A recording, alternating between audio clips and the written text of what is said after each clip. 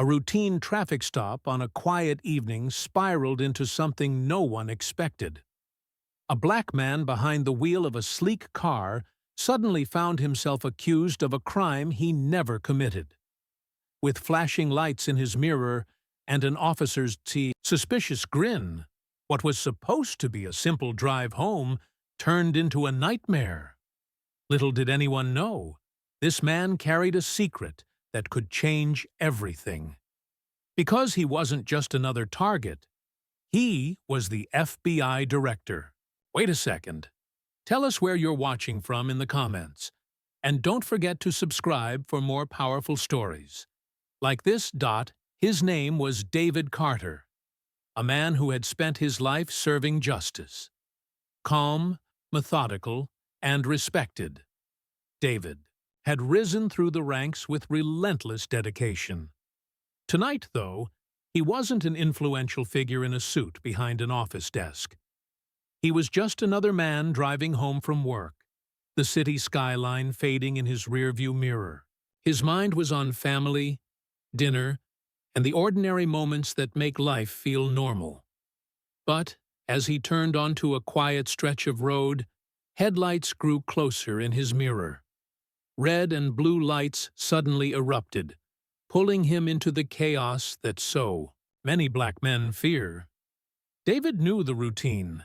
Hands visible, words careful, every movement deliberate. Yet something about the officer's stare told him this was no ordinary stop. He was about to experience firsthand the very corruption he had spent decades fighting to destroy. The officer approached slowly, his flashlight darting across the car's interior. "Step out," he ordered. David complied, his composure masking the unease building in his chest. He had trained countless agents on how to de-escalate tense encounters, but now it was his own life on the line. The officer's eyes narrowed, his tone sharp, dripping with suspicion. He circled the car like a predator sizing up prey. Then, as David stood silently, another patrol car arrived. A second officer stepped out, casually tossing a small plastic bag toward the ground near David's door. The first officer bent down, picked it up, and smirked.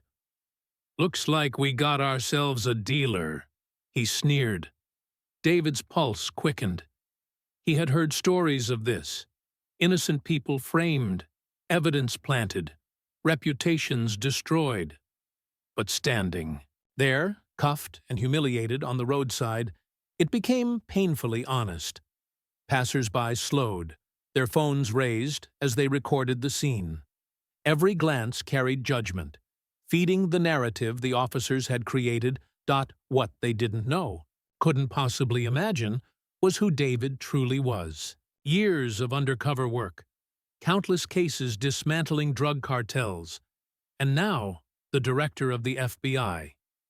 Yet, at this moment, none of that mattered.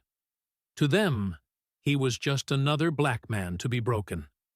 David knew he had to remain calm. Every second, every move could decide whether he lived to reveal the truth or became just another forgotten headline. The trap had been set.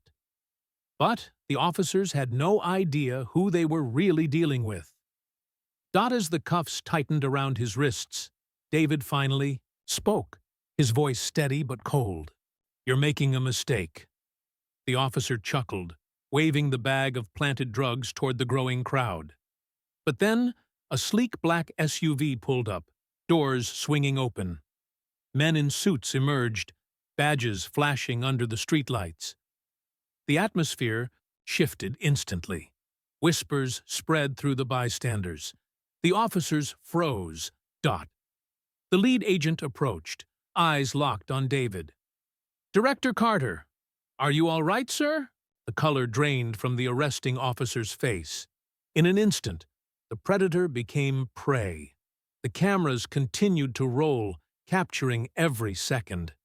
And for the first time that night, David allowed himself a small, knowing smile. Justice had arrived. Not for him, but for the truth. The officers were taken into custody that very night, their careers collapsing under the weight of their corruption. David walked free, but not untouched.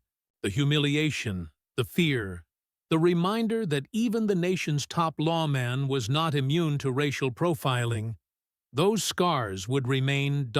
For David, it was never about revenge.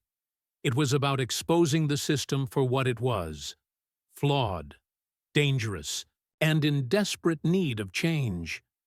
His story became a symbol, a reminder that status does not shield you from prejudice, and power does not erase the color of your skin. How many more lives must be shattered before accountability becomes the standard? And the question remains, what country and city are you watching from? Take care.